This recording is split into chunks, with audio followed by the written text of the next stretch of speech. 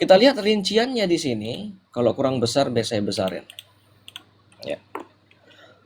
Larangan terhadap penyembahan berhala secara khusus merujuk pada penyembahan berhala dan bukan pada kepercayaan. Pada generasi-generasi berikutnya, orang-orang Yahudi harus menentukan apakah budaya agama yang berlaku di tempat mereka tinggal adalah penyembahan berhala. Kenapa mereka harus menentukan? Karena orang Yahudi ini bukan tinggal di Israel saja. Dari zaman purba bukan hanya di Israel, ada yang di daerah Palestina sampai ke sana, Jazirah Arab, ya, ada yang sampai ke Afrika. Karena Islam secara ketat bersifat monoteistik, umat Muslim dianggap sebagai penganut Nuh.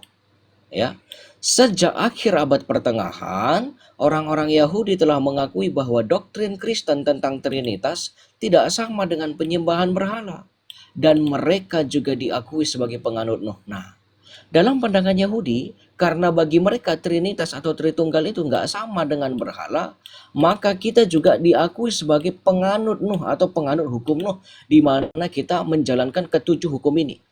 Jadi kalau ada orang mengatakan, "Wow, ini kenapa orang Kristen tidak menjalankan Taurat? Kenapa orang Kristen seperti ini bla bla bla, Taurat, Taurat, Taurat, Taurat, Taurat." Hukum yang berlaku bagi orang Yahudi ya Taurat. Di luar bangsa Yahudi ya bukan Taurat. Itu mengapa orang Kristen tidak terikat kepada Taurat. Ya, kita nggak terikat kepada Taurat. Orang Kristen nggak perlu mengatakan saya harus terikat kepada Taurat. Ya, walaupun ada gereja yang mengatakan seperti itu sebenarnya tidak. Karena pemahaman itu baru muncul di abad modern. Kita nggak perlu sebut gerejanya, kita masing-masing tahu. Karena hukum yang berlaku bagi orang Kristen, ketujuh hukum ini, itu mengapa di Israel itu ada daerah kosher, lo kosher. Hukum kosher dan lo kosher itu adanya di hukum Taurat. Hukum Nuh tidak kenal apa itu kosher, lo kosher. Ya, mereka nggak kenal. Misalnya kita buka di dalam kitab Kejadian 9, kita buka di kitab Kejadian 9, mulai dari ayat 1. Ya, apa ini? Lalu Allah memberkati Nuh dan anak-anaknya serta berfirman kepada mereka, "Beranak cuculah dan bertambah banyaklah serta penuhilah bumi."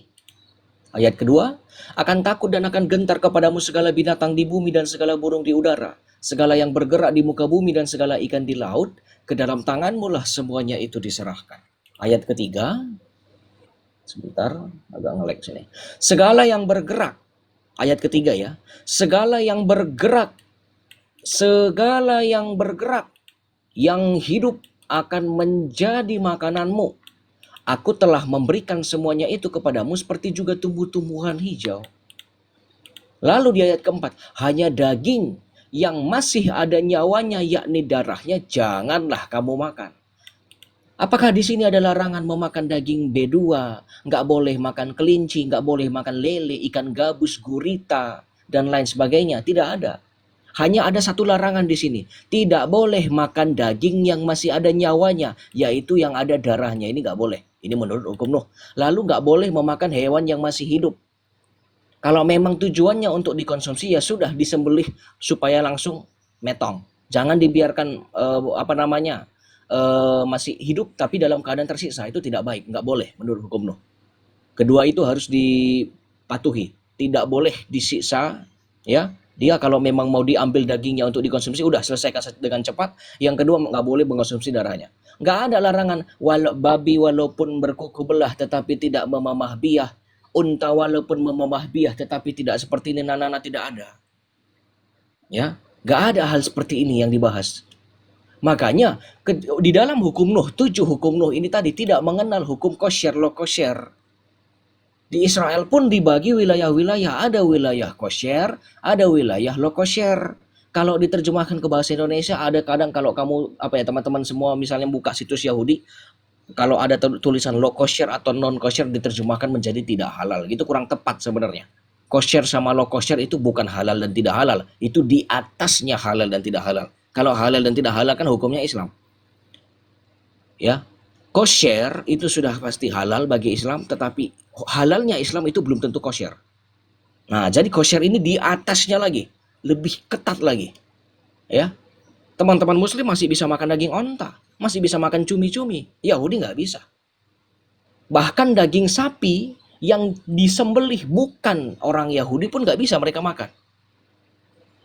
Ada bagian-bagian khusus orang Yahudi atau rabi-rabi Yahudi, bagian yang memotong hewan, penyembelihan hewan. Nggak sembarangan. Ya, mana dasarnya? Apakah benar ini di Israel sendiri masih diberlakukan? Bukannya orang Israel itu sangat anti yang begini-beginian, berbau non-Yahudi. Nah, misalnya kita lihat dari situs Yahudi sendiri, justru di sini ada 8 restoran Israel masuk daftar 50 restoran terbaik di dunia, tapi kategorinya tidak kosher. Lah ini kan lucu. Ada 8 restoran Israel masuk dalam daftar 50 restoran terbaik di dunia, tapi semuanya restorannya tidak kosher. Artinya apa? Menjual makanan yang tidak boleh dikonsumsi Yahudi apa? B2, cumi-cumi, gurita, seafood-seafood yang lain itu, ya. Lalu ada 10 restoran non kosher teratas di Israel, ya di Yerusalem. Nah, di sini non kosher dan low kosher ini bukan hanya terpatok juga pada makanan, tetapi juga mereka buka pada hari Sabat. Ya, mereka tidak mentaati hukum Sabat. Karena pada hari Sabat, kalau orang atau restoran atau usaha yang dia mengikuti kosher low kosher, dia akan tutup pada hari Sabat karena tidak boleh ada aktivitas. Tetapi ini buka. Apakah dipermasalahkan oleh pemerintah Israel di sana? Ya tidak, nggak pernah dipermasalahkan. Ya, nggak pernah dipermasalahkan di sini. Jadi, tetapi dengan sesuai dengan peraturan mereka, jangan membawa makanan yang low kosher kalau kamu berkunjung ke Israel, masuknya ke kosher. Misalnya kita jalan-jalan ke Israel, misalnya mau bawa sambal terasi dari Indonesia, kita masuk ke restoran kosher lalu kita buka di sana, nggak boleh. Nanti kita dimarahin di sana. Kalau makanannya kosher ya sudah semua pakai yang kosher. Kalau kita pakai low kosher nanti mereka marah. Kalau mau makan makanan yang low kosher, silakan masuk ke restoran non kosher. Ya, lalu ada ada mall, tempat perbelanjaan namanya Tiftaam. Ini juga tempat yang menjual daging B2 di sana. Apakah ini pernah dipermasalahkan ya? Ini pernah dipermasalahkan, tetapi semakin kesini semakin maju, semakin liberal. Ini pernah dipermasalahkan karena ini merujuk kepada zaman-zaman yang udah lampau lah, karena ini berdirinya tahun 1989. Sedangkan kalau yang sekarang sudah lebih modern lagi. Ya. Nah, kembali kepada hukum-hukum Nuh ini tadi, ya. Karena tidak ada larangan makan ke sini, itu mengapa orang Yahudi sampai hari ini nggak ada masalah kalau orang Kristen makan B2 kah, makan B1 kah, mau makan cumi kah, mau makan ikan yang tidak bersisik kah, dan yang lain-lain, nggak ada masalah mereka. Justru yang masalah itu bagi orang yang bukan bagian dari Yahudi. Ada orang yang bukan bagian dari Yahudi mempermasalahkan orang Kristen makan. Yesus saja nggak makan daging babi, kok kamu makan daging babi? Ya kan? Yesus saja nggak makan ini, kok kamu makan ini? Lah, mereka kan tidak tahu hukum ini tadi. Makanya ini penting. Makanya saya selalu katakan, kalau kita jadi orang Kristen, jangan sebatas kita bisa makan daging babi, tapi nggak tahu kenapa bisa makan daging babi. Kita harus tahu kita kenapa bisa makan. Jangan karena enak. Atau hanya sebatas mengatakan, oh katanya di Alkitab itu bukan apa yang masuk ke dalam mulut yang menajiskan, tetapi apa yang keluar. Karena Tuhan Yesus berkata, apa yang masuk ke dalam tubuh itu kan akan dibuang di jamban. Hanya sebatas itu. Tetapi hukum yang ada dalam perjanjian lama, gimana ceritanya? Nggak terpakai lagi. Bukan nggak terpakai, tetapi karena adanya dua sistem hukum yang berlaku di dalam zaman perjanjian lama. Sekarang masuk ke zaman perjanjian baru, hukum ini tadi tetap dipandang berlaku bagi orang non-Yahudi. Salah satunya adalah komunitas Kristen, ditambah lagi dengan peneguhan yang dilakukan oleh Kristus. Ya. Kita buka di dalam Markus 7. Mana tadi ya? Lalu Yesus memanggil lagi orang banyak dan berkata kepada mereka, kamu semua dengarkanlah kepadaku dan camkanlah. Bukan hanya dengarkan, tetapi kamu camkanlah. Ya, apapun di luar yang masuk ke dalam seseorang tidak dapat menajiskannya, tetapi apa yang keluar dari seseorang itulah yang menajiskannya. Barang siapa bertelinga untuk mendengar, hendaklah ia mendengar. Sesudah ia masuk ke sebuah rumah untuk menyingkir dari orang banyak, murid-muridnya bertanya kepadanya tentang arti perumpamaan itu. Maka jawabnya, apakah kamu juga tidak dapat memahaminya? Tidak tahukah kamu bahwa segala sesuatu dari luar yang masuk ke dalam seseorang tidak dapat menajiskannya? karena bukan masuk ke dalam hati, tetapi ke dalam perutnya lalu dibuang di jamban. Dengan demikian ia menyatakan semua makanan halal. Kan gitu. Nah, ini biasanya yang paling sering diambil ini. Oh, semua makanan halal. Apakah Kristus buat-buat aturan sendiri? Bukan. Apakah orang Yahudi di zaman Yesus pernah menghakimi orang-orang Yunani, orang-orang Romawi yang makan daging B2? Tidak pernah. Nggak pernah sepanjang sejarah mereka menghakimi, kamu makan makanan seperti itu. Enggak. Karena orang Yahudi tahu mereka itu goyim. Ya, mereka tahu goyim, bangsa-bangsa di luar bangsa Israel. Ya wajar saja. Memang mereka nggak mengenal Taurat. Tapi kan orang Kristen mengenal Taurat. Iya, sekalipun orang Kristen mengenal hukum Taurat, ya, dan memang Mesias juga berbicara tentang Taurat, tapi tetap saja mereka memandang orang Kristen bagian dari hukum Nuh. Tetapi ingat, bukan karena orang Yahudi mengatakan kita adalah generasi-generasi Nuh, makanya kita bisa makanin. Bukan. Patokan kita bukan karena omongannya orang Yahudi. Tetapi ini adalah salah satu penambah wawasan saja. Bahwasannya apa yang dipandang oleh orang Yahudi seperti ini dan apa yang dikemukakan oleh Tuhan Yesus di dalam Alkitab kita khususnya Perjanjian Baru juga sama, tidak saling bertentangan. Ini Markus 7 ayat 19 ini kan sama seperti di dalam Matius 15 ayat 11 sampai 20. Ya. Misalnya kalau kita baca di dalam Matius di dalam Matius 11 ayat 20,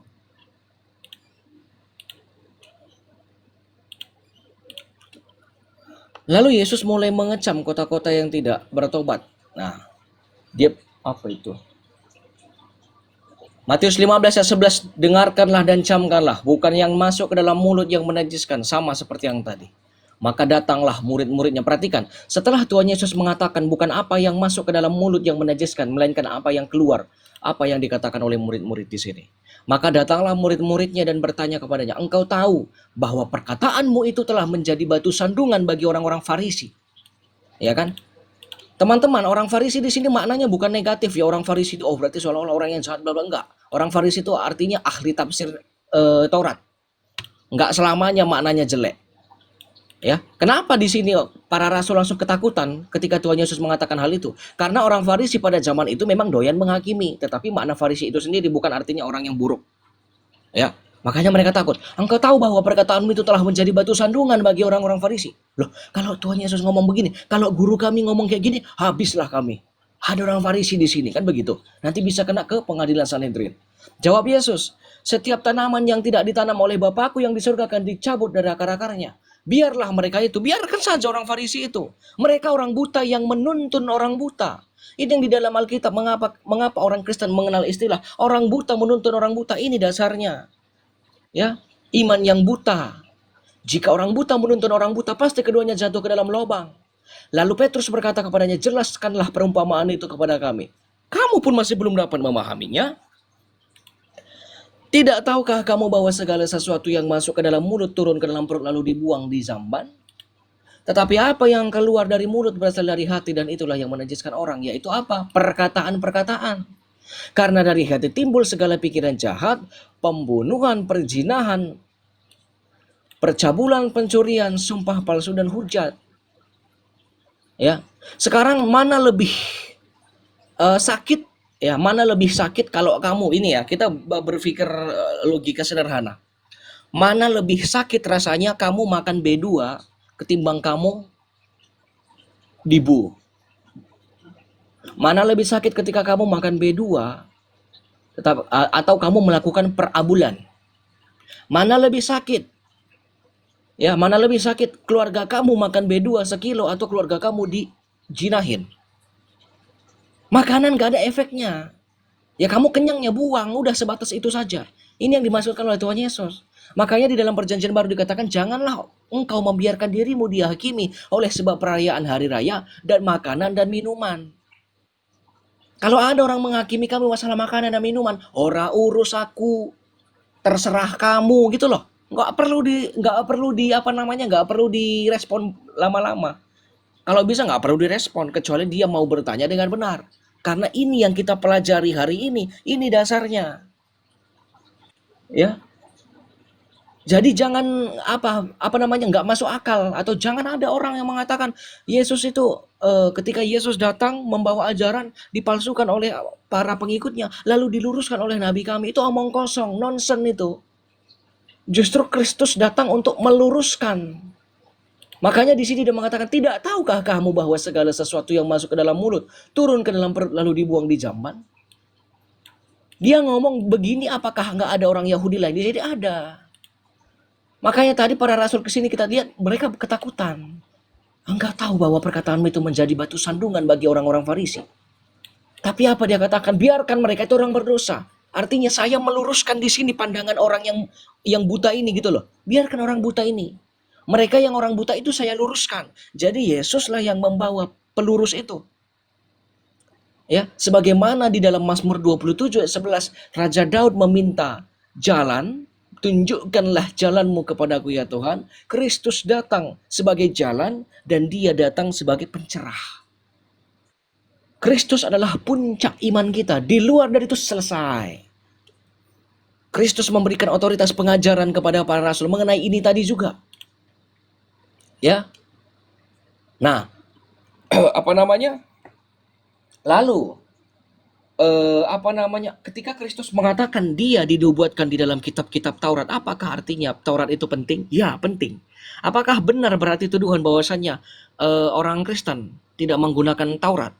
Kita menggunakan Taurat, tetapi hukum yang berlaku itu adalah hukum kasih, karena di zaman kita sekarang. Bahkan teman-teman, ada kelompok-kelompok Yahudi yang memandang, ya sekalipun Yahudi itu bukan satu ya, Yahudi itu ada beragam jenisnya.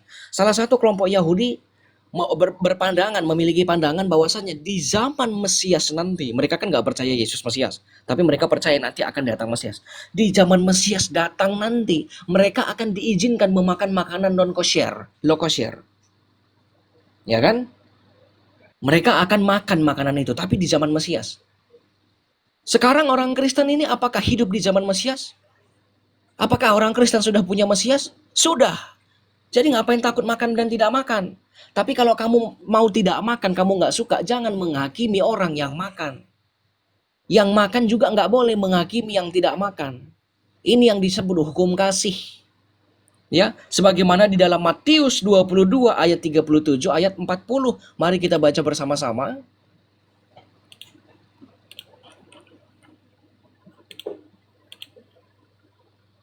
Sebentar.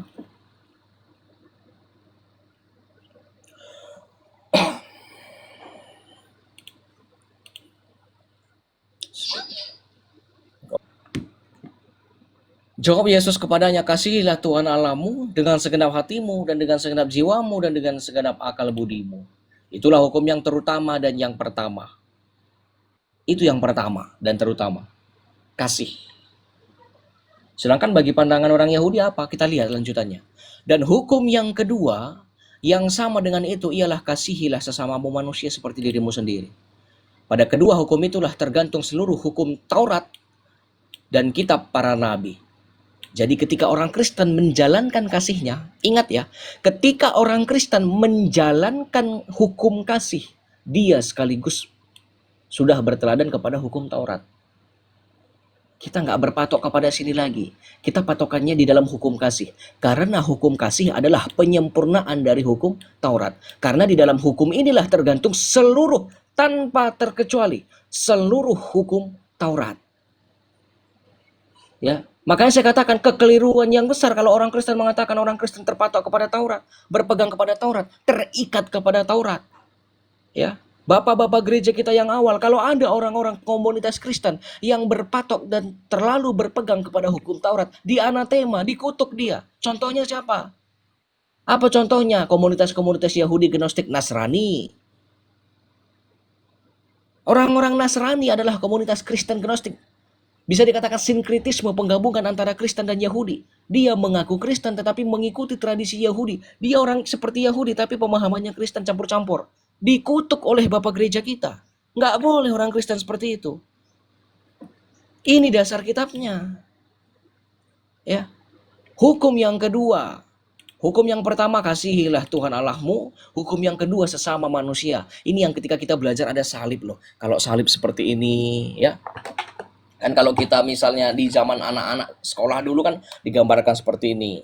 Kalau dia yang tegak lurus ini artinya apa? Allah mengasihi kepada manusia, manusia mengasihi Allah, Allah mengasihi manusia. Sedangkan yang ini manusia sesama manusia, ini dasarnya. Dari simbol salib itu sendiri analoginya sudah tepat sekali. Itulah hukum yang paling penting. Ketika kamu mengasihi Tuhan Allahmu sekaligus mengasihi manusia, nggak boleh cuma satu. Ini ibarat obat ini, ya. Kalau salah satunya kurang, nggak sembuh kamu. Kalau salah satunya saja tidak dijalankan, bukan orang Kristen kamu. Kamu hanya mengasihi Tuhan Allah tetapi tidak mengasihi manusia, kamu bukan orang Kristen. Kamu hanya mengasihi manusia tetapi tidak mengasihi Tuhan Allah, kamu juga bukan orang Kristen. Maka kalau kamu mau disebut orang Kristen, kamu harus mengasihi Tuhan Allahmu sekaligus mengasihi manusia. Nggak boleh satu-satu aja, harus dua-duanya. Ya, ini equal. Kedua ini equal, setara, nggak boleh dikurang-kurangi. Atau bisa dikatakan 50-50. Kalau di sini 50, di sini 50, hilang 50 ya gimana? Berat sebelah, jatuh, nggak bisa bertahan. Tapi kalau di sini 50, di sini 50, jalan lurus, kita enak jalannya.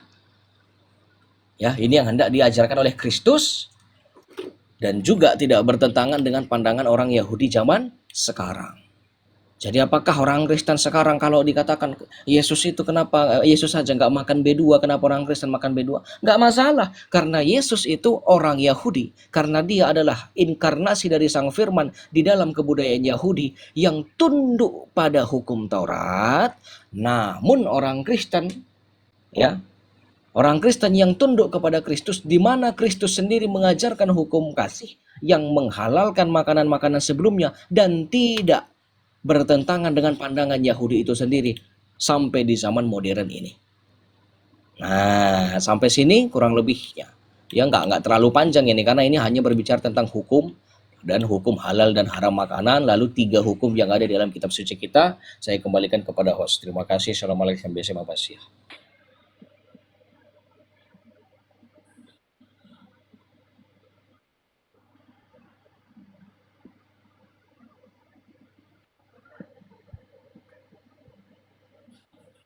Kosher itu artinya tidak tahir atau tidak layak. Sorry, tahir atau layak. Ya. Sedangkan lo kosher atau tidak tahir atau tidak layak. Tidak layak apa? Tidak layak dimakan. Itu masuk dalam budaya Yahudi, pandangan Yahudi. Sedangkan goyim itu artinya bangsa-bangsa. Bangsa-bangsa bisa merujuk kepada konteksnya bangsa-bangsa yang kafir,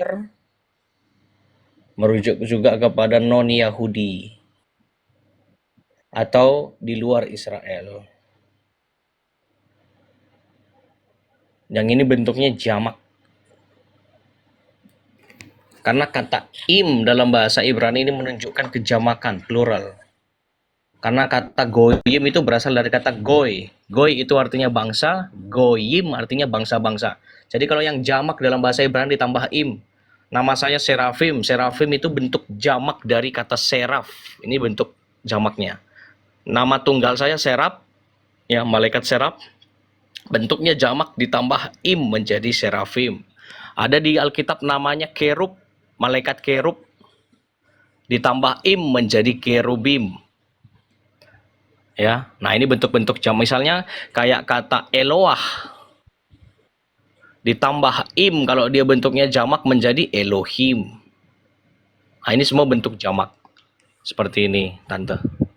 Kurang lebih seperti ini. Nah, sampai sini paham? Oke, oke, ya.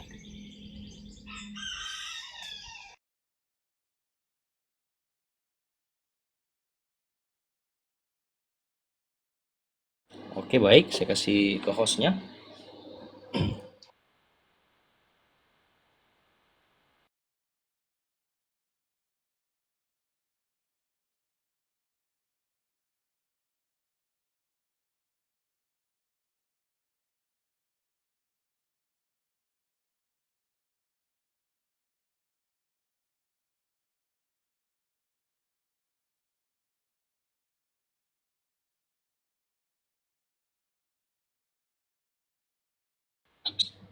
Bisa, bisa juga, bisa. Karena misalnya gini, misalnya kayak domba, domba itu kosher, layak dimakan, tapi pangkal pahanya lo kosher. Nah, padahal daging dombanya kosher, tapi bagi orang Yahudi pangkal pahanya tidak kosher karena untuk memperingati peristiwa Yakub bergumul dengan malaikat, bergumul dengan Allah. Nah, jadi tidak layak bagi mereka, itu nggak layak dimakan. Padahal domba itu sendiri kosher, betul. Jadi cacat tidak cacat, layak tidak layak, tahir tidak tahir.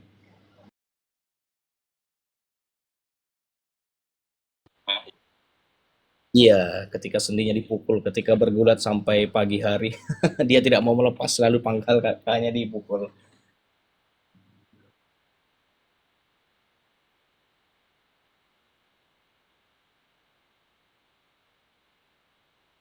Iya. Jadi teman-teman jangan heran kalau orang Yahudi sampai hari ini nggak makan pangkal. 15 ayat 26 Tuhan Yesus menggunakan sebenarnya bukan kata anjing, tetapi anak anjing. Ya, dia pakai kata kunarius, anak anjing, diperhalus bahasanya. Kalau orang, iya, dia disebut kunarios, anak-anak anjing atau anak anjing. Bukan artinya dalam artian mengejek ya. Memang dalam pandangan pada zaman itu orang dah tahu memang orang Yahudi mengatakan bangsa di luar Yahudi ya goyim atau etnos, bangsa-bangsa yang tidak mengenal Tuhan ya. Tetapi di situ Yesus sendiri, Tuhan Yesus sendiri menegaskan otoritas dalam apa namanya, dia menunjukkan otoritasnya di situ untuk melihat imannya perempuan ini. Makanya setelah Matius apa namanya, di Matius 15 misalnya kita baca sebentar. Kan bahwasannya roti itu hanya layak kepada orang Yahudi saja, tidak. Tetapi ketika kamu memiliki iman kepada Kristus, kamu juga berhak mendapat roti itu. Kita bukan orang Yahudi, tapi kenapa kita berhak menerima roti? Yesus mengatakan, akulah roti yang turun dari sorga. Ingatlah ini, dia memecah-mecah rotinya ketika perjamuan kudus. Ingatlah ini, ya, lakukanlah ini atas peringatan kepada aku. Kita bukan orang Yahudi kita. Tapi kenapa Yesus memerintahkan menginjili kepada orang non-Yahudi? Matius 28 ayat 18 sampai 20. Kepada etnos bangsa-bangsa. Nah, artinya melalui iman ini, makanya orang Kristen percaya orang Kristen selamat karena kasih karunia Tuhan Allah dan iman. Bukan hanya karena iman saja. Nggak bisa hanya karena iman saja kalau nggak dapat kasih karunia Allah. Tetapi kasih karunia Allah itu diterima oleh kita karena iman kita. Sebagaimana orang yang disalibkan di sebelah kanannya Tuhan Yesus, dia bertobat. Karena imannya ada, maka dia selamat. Mendapatkan kasih karunia Allah itu tadi. Itu konteksnya di dalam Matius 15 ayat 26. Ketika wanita disebut anjing, walaupun bahasa aslinya anak anjing, kunarios. Ya kan artinya kan berjenjang, ada sesuatu yang kemudian hukum Taurat itu kan bayang-bayang. Yes. Ya, berikutnya juga jujur baru kali ini kita mendengar ada hukum Nuh, kemudian juga di dalam perjanjian baru juga sama sekali tidak pernah menyinggung hukum Nuh. Ya, yang kita ketahui kan hanya hukum-hukum Taurat dan hukum-hukum penggenapan. Yesus menggenapi semua hukum dan justru hari ini kita tidak pernah mendengar sekali lagi hukum. Nah, di mana letak tali yang bisa kita tarik untuk menarik sebuah tali bahwa oh inilah hukum Nuh, ini bagian dari hukum Kristus itu sendiri, ya kan? Kalau memang terpisahkan jadi jelas bahwa seolah-olah hukum Nuh itu bukan bukan produk dari Yahweh itu sendiri, bukan dari Yehova itu sendiri, begitu, ya kan? Itu dulu host, saya ingin mengetahuinya.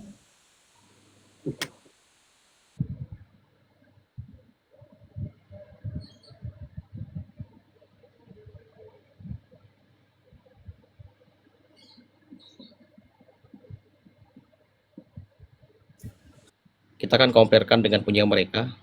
Sebentar. Seri. Ya benar, di dalam kitab Kejadian 9 Allah sendiri yang memberikan kepada Nuh.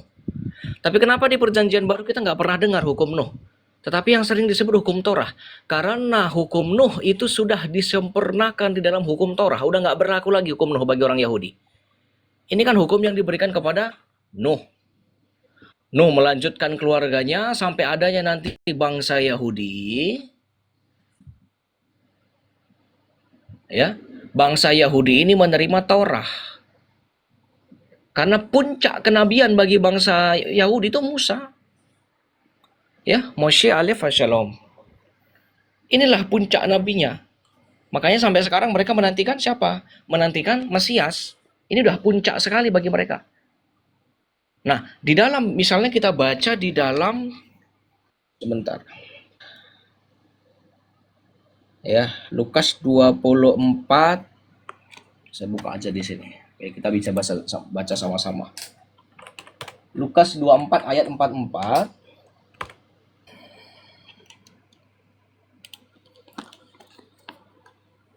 Lukas 24 ayat 44.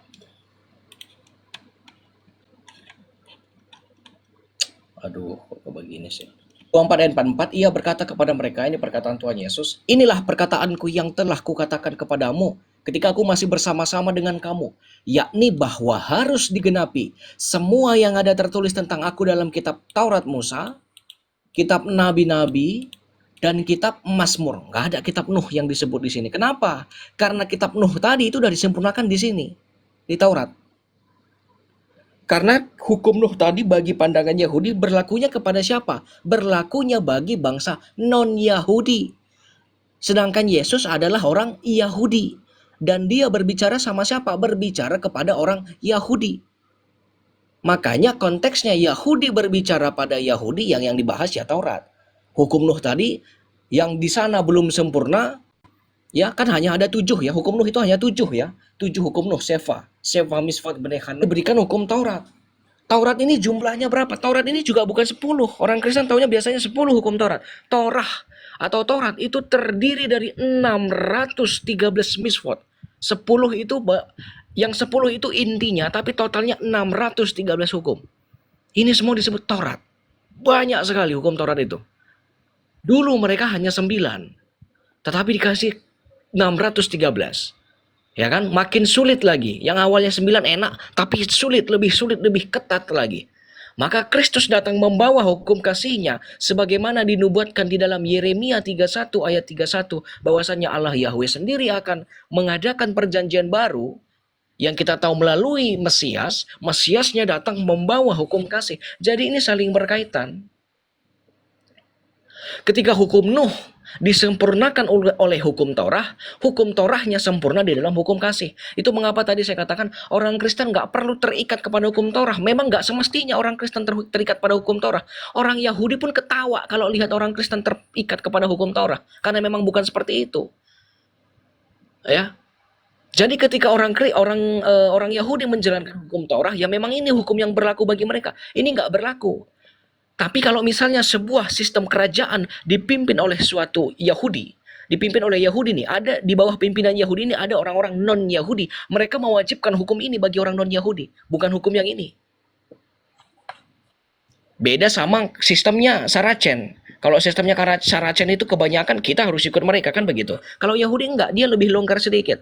Orang yang non-Yahudi kalau tinggal di wilayahnya Yahudi, ya di zaman kerajaan dulu mengikuti sistem hukum ini. Tengok Israel sekarang, apakah orang Kristen di sana dipaksa mengikuti hukum Torah? Tidak. Yang tadi saya tunjukkan ada wilayah namanya wilayah non kosher area, restoran no kosher. Orang Yahudi seperti itu bebas dia, nggak masalah dia. Cuman kan narasi orang sekarang kan menjelek-jelekan Yahudi, padahal yang nggak tahu apa-apa tentang Yahudi, seolah-olah Yahudi gimana gitu kan. Nah, jadi itu sistem yang berlaku bagi mereka. Tetapi karena Kristus itu adalah orang Yahudi dan konteksnya berbicara kepada Yahudi, dan Yesus itu datangnya dari bangsa Yahudi, berbudaya Yahudi, agamanya Yudaisme, maka konteks yang berbicara hukum Torah di sini, yaitu hukum Nuh yang sudah digantikan oleh hukum Torah, lalu hukum Torah ini sendiri disempurnakan di dalam hukum kasih yang dibawa oleh Yesus. Itu mengapa orang Kristen sekarang pakai hukum apa? Hukum kasih. Itu tadi mengapa dikatakan kasih. Apa hukum yang pertama yang ditanya kepada Tuhan Yesus? Guru, apa hukum yang terutama? Kasihilah Tuhan Allahmu dengan segenap hatimu, dengan segenap jiwa ragamu. Yang kedua, kasihilah sesamamu manusia. Itulah kedua hukum. Ketika kamu melakukan kedua hukum itu, ya, itulah seluruh kepenuhan hukum Taurat. Artinya hukum kasih adalah seluruh hukum yang ada di dalam perjanjian lama. Hukum kasihlah puncaknya. Jadi apakah saling berkaitan ketiga hukum ini? Jelas. Karena hukum kasih adalah puncak dari semua hukum. Berarti berjenjang host ya. Yes, berjenjang. Betul.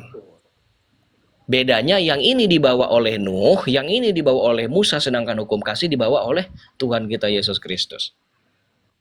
Seperti itu. Ya, Nah, mohon maaf jadi ini. Secara spesifiknya itu dikasih kembali ya. Misalnya Yesus kan kita kenal dengan hukum kasih.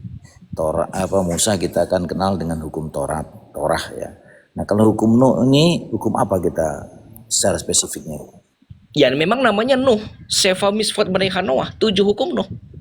Oh, ada 7 ya? Hukum-hukum yang namanya Sefa Misfot Bnei Hanoah.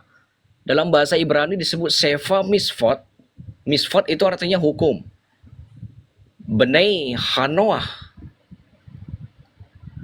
7 hukum Nuh, 7 hukum keturunan Nuh, 7 hukum yang diberikan kepada Nuh dan keturunannya sejak sejak air bah selesai. Jadi hukum Nuh ini diberikan kepada hukum Nuh ini diberikan kepada Nuh dan keluarganya setelah air bah selesai. Pertama kali ketika Bahtera itu di gunung ya, sampai di gunung berhenti di gunung, mereka keluar. Nah, di situ Allah memberikan hukum ini kepada Nuh untuk melanjutkan keturunannya, untuk makan dan untuk larangan-larangan yang lain yang nggak boleh dilakukan oleh Nuh. Dan itu berlaku sampai datangnya hukum Taurat ya. Sampai datangnya hukum Taurat. Oke, host Son of Seraphim, 1 apa? 7 tadi itu? 1. Nah, mari kita kembali buka di dalam kitab Kejadian 9. Baik. Akan takut dan akan gentar kepadamu segala binatang di bumi dan segala burung di udara, segala yang bergerak di muka bumi dan segala ikan di laut, ke dalam tanganmu lah semuanya itu diserahkan. Segala yang bergerak, yang hidup akan menjadi makananmu. Aku telah memberikan semuanya itu kepadamu seperti juga tumbuh-tumbuhan hijau. Hanya daging yang masih ada nyawanya, yakni darahnya, janganlah kamu makan. Tetapi mengenai darah kamu, yakni nyawa kamu, aku akan menuntut balasnya. Dari segala binatang aku akan menuntutnya, dan dari setiap manusia aku akan menuntut nyawa sesama manusia. Siapa yang menumpahkan darah manusia, darahnya akan tertumpah oleh manusia, sebab Allah membuat manusia itu menurut gambarnya sendiri. Dan kamu beranak cuculah dan bertambah banyaklah sehingga tak terbilang jumlahmu di atas bumi, ya bertambah banyaklah di atasnya. Berfirmanlah Allah kepada Nuh kepada anak-anaknya dan bersama dengan dia, sesungguhnya aku mengadakan perjanjianku dengan kamu dan dengan keturunanmu, dan dengan segala makhluk hidup yang bersama-sama dengan kamu, burung-burung ternak dan binatang-binatang liar di bumi yang bersama-sama dengan kamu, segala yang keluar dari bahtera itu, segala yang binatang yang ada di bumi. Ya, maka kuadakan perjanjianku dengan kamu, bahwa sejak ini tidak ada yang hidup akan dilenyapkan oleh air bah lagi, dan tidak akan ada lagi air bah itu untuk memusnahkan bumi. Nanti kalau dibaca semua keseluruhannya itu, ya, itu akan merangkum ke-7 hukum yang tadi yang ini, ya. Yang pertama, tetapkanlah hukum, artinya berlaku adil. Jangan mengutuk Tuhan atau jangan mencemooh Tuhan, jangan melakukan penyembahan berhala, jangan terlibat dalam seksualitas terlarang, jangan berpartisipasi dalam pertumpahan darah, atau nggak boleh menghilangkan nyawa seseorang sebagaimana yang kita baca tadi, jangan merampok, dan jangan memakan daging hewan yang masih hidup. Hanya 7 ini saja, ya. Hanya ini yang diberikan, sedikit sekali, hanya 7. Betul. Allah, Abraham, Ishak dan Yakub, maka kita diakui sebagai penganut Nuh. Begitu. Saya banyak bertanya, tidak apa-apa nikah. Oh, nggak masalah. Begini host, itu kan 7 seperti yang host tadi jelaskan, 7 hukum tadi itu kan pada zaman setelah air bah ya. Ya. Sekali lagi setelah air bah ya. Betul. Nah oke, hukum itu terjadi justru Tuhan datangkan setelah air bah. Kemudian terkesan tidak adil di sini Tuhan. Mohon maaf ya, ini kan bertanya, bebas dong ya. Ya. Terkesan tidak adil Tuhan. Hukum itu kan sebelum air bah sampai sebegitu marahnya bumi itu direndam, banjir, ada bahtera Nuh. Sementara hukum itu belum diturunkan. Jadi artinya mereka itu dihukum dalam arti mereka tidak tahu apa pelanggaran mereka, kan begitu? Mohon dijelaskan. Bukan bagaimana? Kita kan harus tahu apa yang dilakukan Nuh sebelumnya. Nuh kan menghimbau Ya, Hmm. Nuh kan menghimbau apa yang akan dilakukan Allah, tapi apa yang dilakukan oleh manusia? Mencemooh Nuh, ya. Mencemooh Nuh. Itu mengapa ya gereja itu dipandang sebagai sebuah bahtera sebagaimana Nuh, ya, zamannya Nuh. Orang yang ada di dalam bahtera ya selamat, orang di luar bahtera ya nggak selamat. Orang yang ada di dalam gereja ya selamat, di luar gereja ya nggak selamat. Itu arti itu menjadi dasar kita, tidak ada keselamatan di luar Kristus. Kristus mendirikan gerejanya, kita jemaatnya. Sama seperti ini tadi, bukan tidak adil. Allah ya sudah adil. Kita kan diberi free will. Kamu mau taat atau tidak? Kalau taat ada konsekuensi. Tidak taat juga ada konsekuensi. Ternyata manusia memilih tidak taat, nggak percaya sama Nuh. Ya udah itu konsekuensinya. Sedangkan kalau ketujuh hukum ini tadi bukan berkaitan tentang apa peristiwa yang akan terjadi sebelum peristiwa peristiwa banjir itu tadi. Justru karena adanya banjir itu, yang selamat ini kan hanya keluarga Nuh. Untuk melanjutkan keturunan, ini kan berarti ada manusia-manusia yang baru. Maksudnya keturunan-keturunan yang baru yang tidak hidup di zaman banjir bandang itu tadi. Mereka kan nggak tahu apa-apa, maka dikasih hukum yang ini. Maka mereka memulai hidup mereka dengan mengenal hukum yang ini tadi. Karena orang-orang yang sebelumnya kan sudah hancur semua, udah lenyap. Yang selamat hanya Nuh.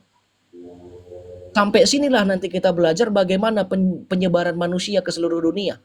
Dia dengan 3 anaknya, Sam, Hem, dan Yafet. Ada yang sampai ke Eropa, ada yang ke Timur Tengah, ada yang sampai ke Afrika, Asia sampai sekarang. Sedangkan orang-orang Timur Tengah itu disebut Sem. Makanya bangsa Timur Tengah disebut Semitik karena dia Sem, keturunan dari Sem.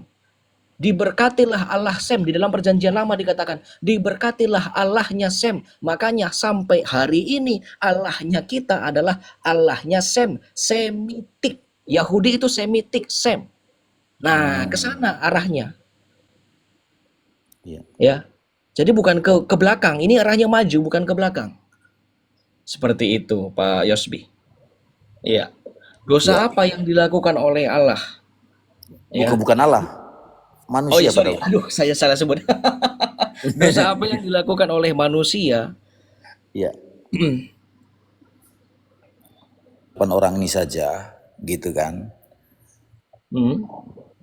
Maka kita buka kitab Kejadian 6. Kita harus kembali ke belakang. Ya. Mulai dari mana ya? Kita baca dari ayat ke 1.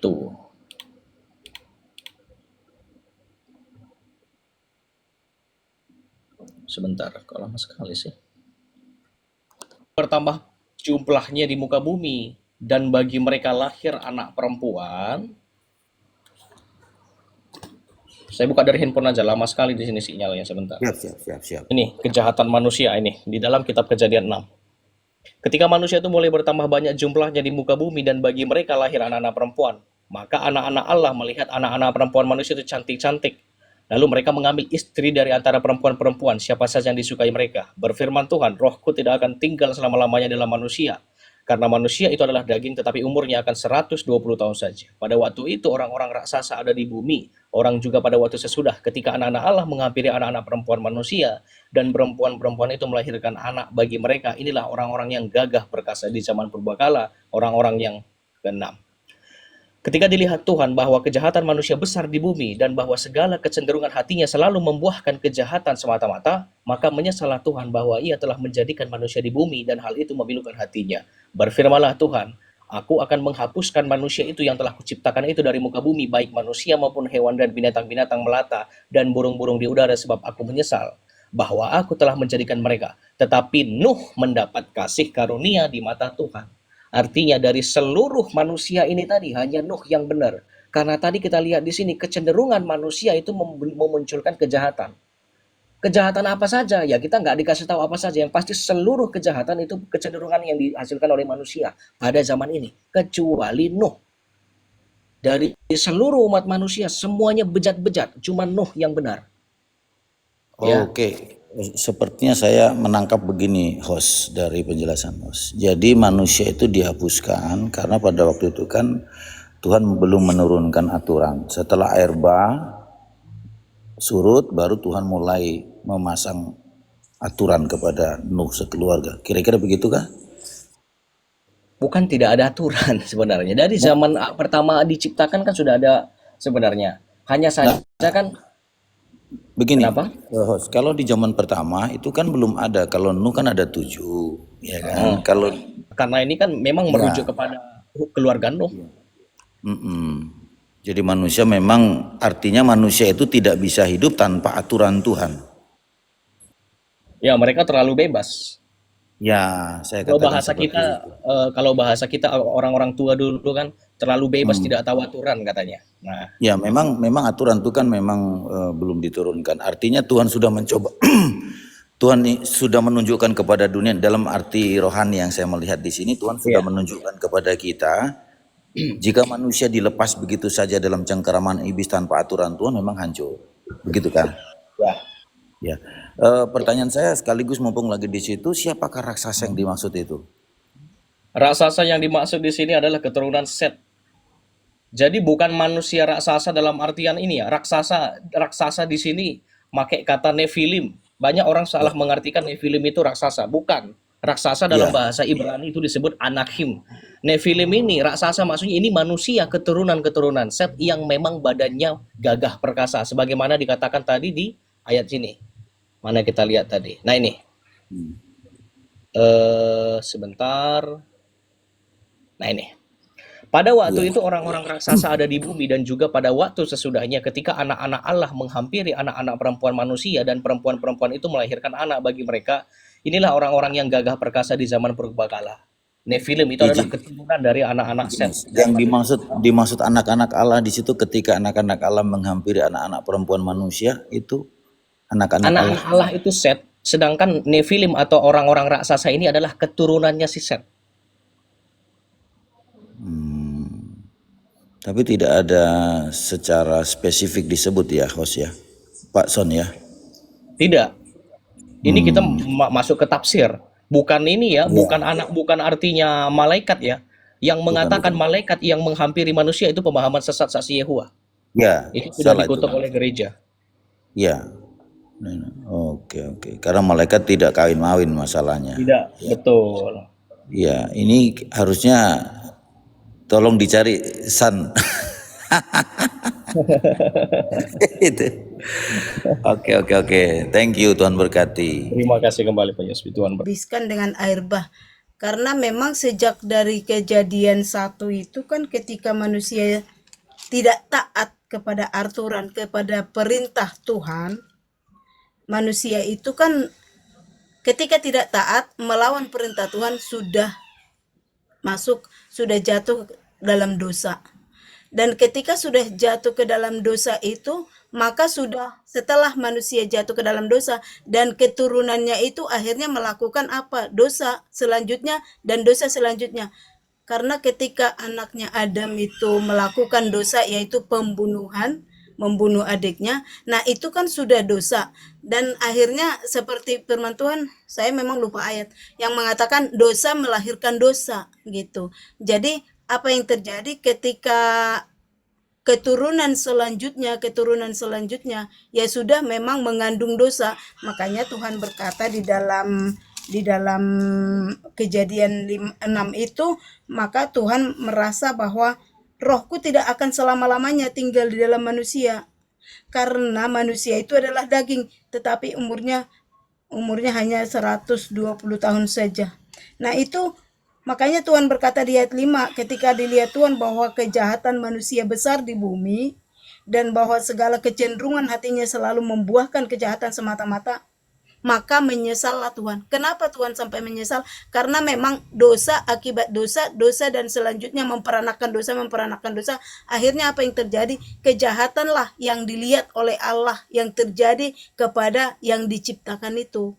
Makanya dia akhirnya menyesal. Dan memang Alkitab tidak secara spesifik menceritakan kejahatan apa saja. Tetapi yang pasti adalah ketika sudah jatuh ke dalam dosa yang pertama itu, yang akhirnya menimbulkan dosa selanjutnya dan itulah yang membuat Tuhan menyesal sampai akhirnya menurunkan air bah itu gitu.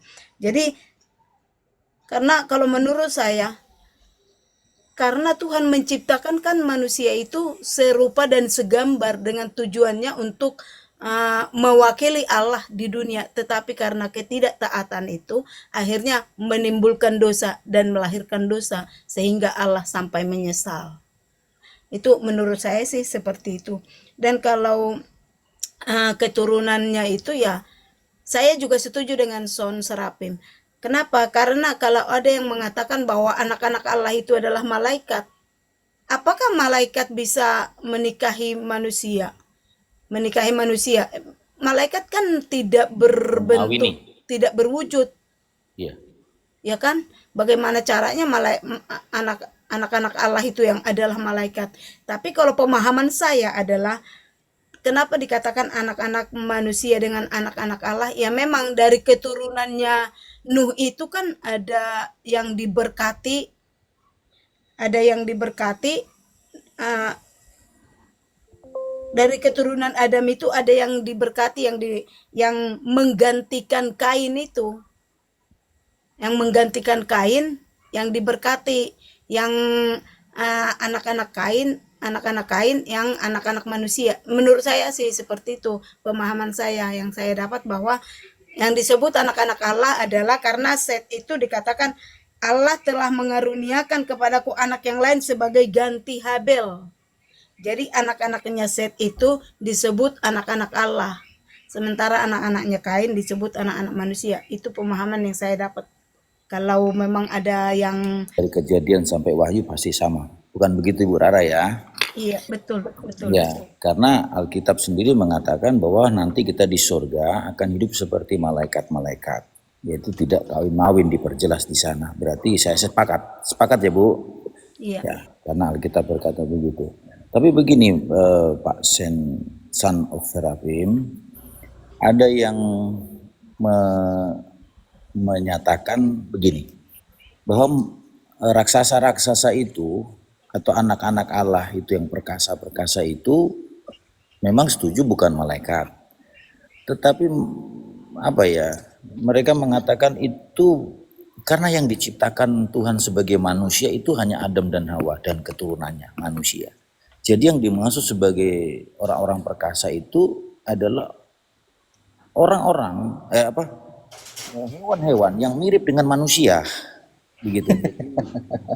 Begitu kan? Jadi ke sana pula.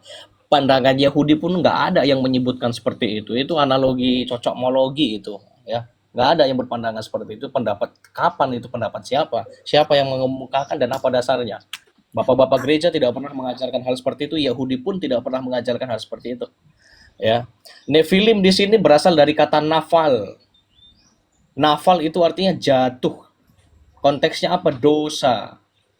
Perbuatan jahat, nafal. Ingat yang tadi saya katakan bahasa Ibrani itu bentuknya tambah im, nafal ditambah im menjadi nephilim. Makanya disebut anak-anak, bentuknya jamak. Ya, jadi ini adalah keturunan dari manusia yang berdosa dengan manusia-manusia yang saleh.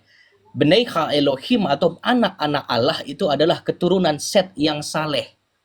Dalam budaya Yahudi, orang yang saleh itu akan disebut Bnei Ha Elohim. Ya, Bnei Ha Elohim. Orang yang sangat saleh itu juga dia disebut Bnei Ha Elohim. Itu mengapa kita pun disebut, kita karena kasih karunia Tuhan Yesus, kita juga disebut anak-anak Allah. Apakah artinya kita itu Allah? Apakah artinya kita malaikat? Bukan. Karena iman kita. Maka ada orang yang saleh dengan yang tidak saleh, ya, memunculkan anaknya badannya besar dan kecenderungan berbuat dosa di ayat kelima. Di ayat 1 sampai 4 nggak ada loh dikasih tahu anaknya berbuat dosa. Kecenderungannya itu nanti maka muncul di ayat kelima berbuat dosa. Setelah Nephilim ini ada. Sebelumnya ada nggak ada. Setelah ada Nephilim, ya, antara antara perkawinan silang antara orang yang saleh dan yang tidak saleh, anaknya memang besar. Badannya memang besar, itu disebut Nephilim, maka itu yang dimaksud raksasa tadi di sini. Manusia-manusia yang berdosa tadi. Tetapi keturunan ada satu orang yang masih taat, yaitu Nuh. Melalui Nuh inilah nanti umat manusia kembali ke titik nol lagi gitu. Jadi bukan hewan atau apa, enggak. Itu ngawur itu, enggak ada dasar Alkitabnya, itu enggak Alkitabiah itu. Ya, saya nggak tahu siapa yang bilang itu. Nggak ada bapak-bapak gereja. Satupun bapak gereja kita, baik dari barat maupun timur, nggak pernah mengajarkan hal seperti itu.